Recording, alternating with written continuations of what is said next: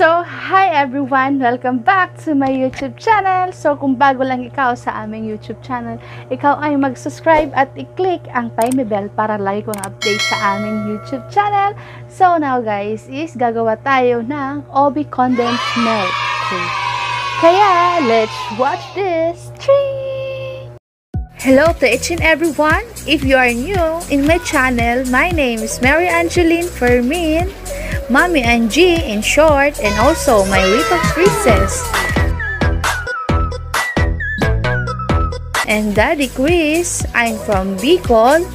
If you are not yet subscribed in my YouTube channel, please subscribe for clicking subscribe button and hit the notification bell to always update in our YouTube channel. Don't forget to like and share, guys! So, hi guys! Ayan po pala yung mga kailanganin natin mga ingredient para sa OB condensed milk. Ayan yung OB condensed milk na binili ko sa grocery, and 4 na itlog, and syempre yung cake flour para malambot siya. And syempre yung vanilla, baking powder, 1.5 tablespoon, and butter or margarine na tinuna, okay na yan. And syempre yung salt, and yung toppings natin guys is egg and cheese. Kaya guys, turo ko sa inyo kung paano siya gawin sa oven. Kaya so guys, tunawin na muna natin yung margarine or butter. Depende sa inyo kung ano yung available sa inyo. And pagkatapos nga, lagay na natin siya sa powder.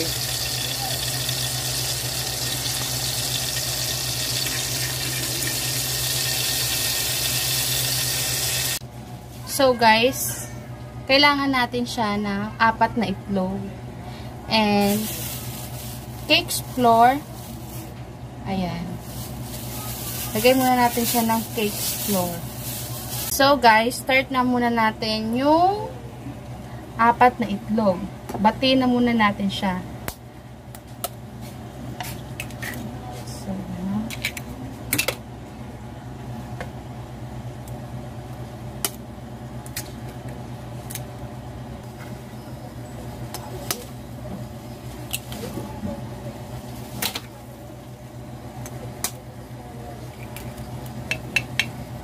At mix lang natin ng mix.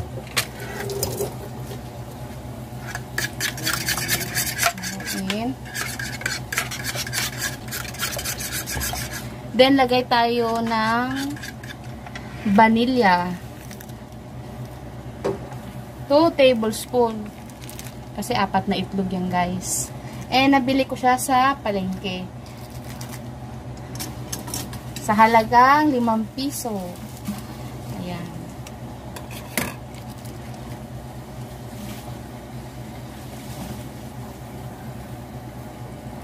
So, 2. And, haluin natin siya ulit.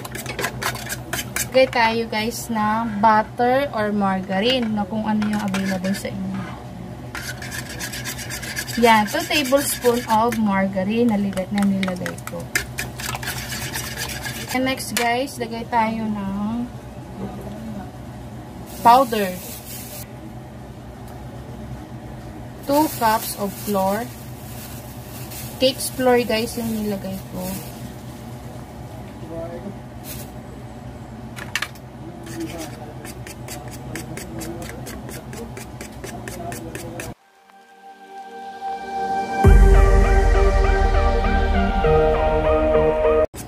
Kasi yung cake flour guys is malambot na malambot siya. Para siyang yung nabibili mo dyan sa ano, mga cake-an. Cake. Nabili ng mga cake.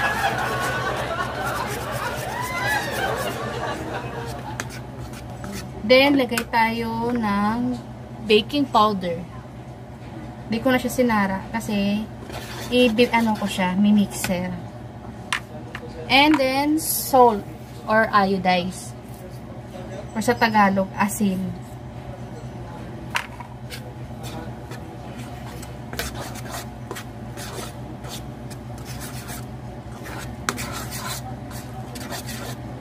Then, yung condensed milk, OB. Ubi.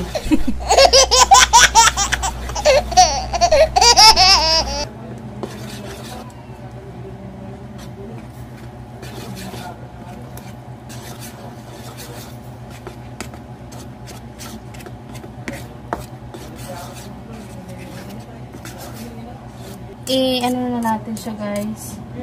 I-mixer. So, guys, start na natin siyang i-mix.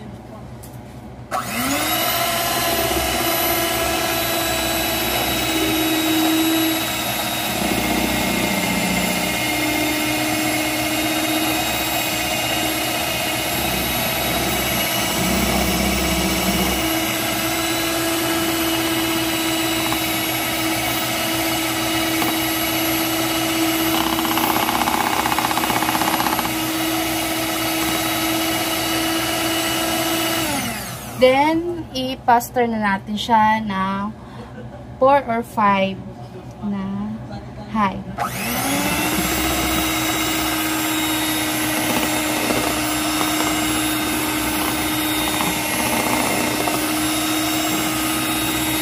Yan, pinabilis ko na siya, guys, para mabilis siya na yung cream na cream.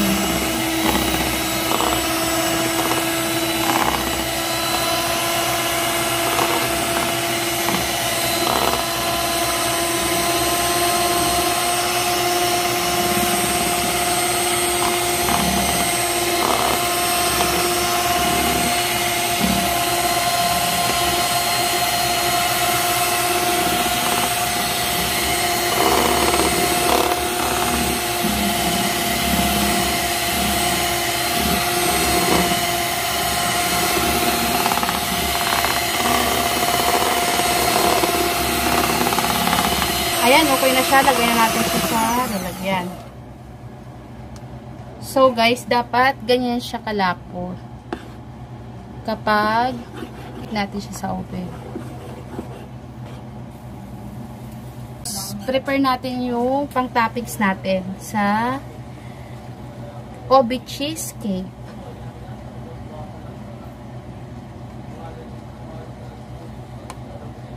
Ayan, pahaba lang natin siya. So, hindi nyo nakikita. Ayan.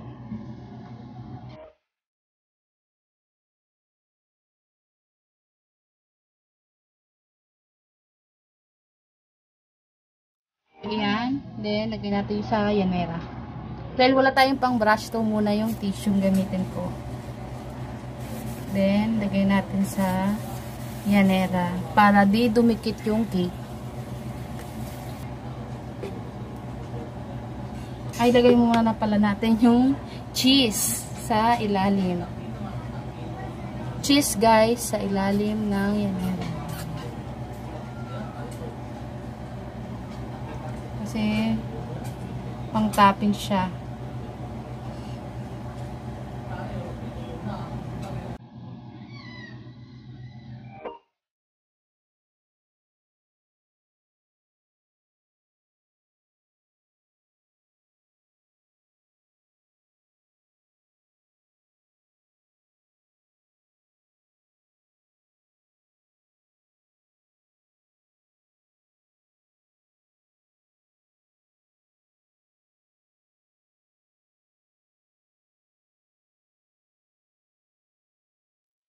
Start na natin siya, guys.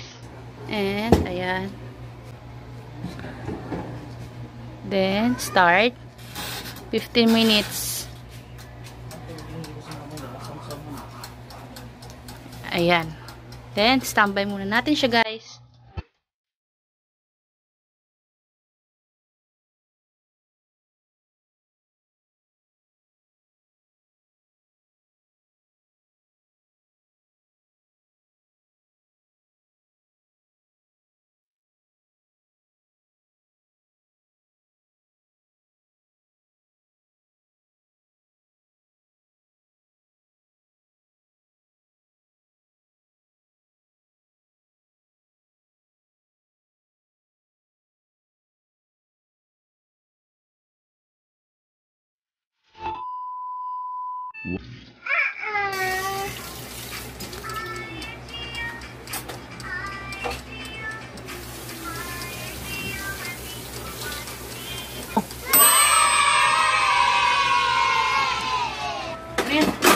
So guys, ayan, luto na yung Obi cheesecake natin.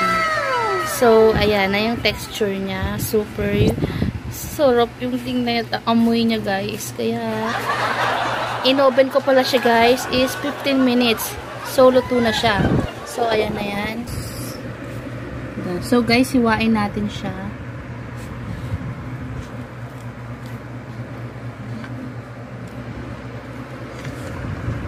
So, ayan. Yung laman niya. Super sarap. Oh my God. So, ayan na siya guys. Ayan, hatiin natin yung isa.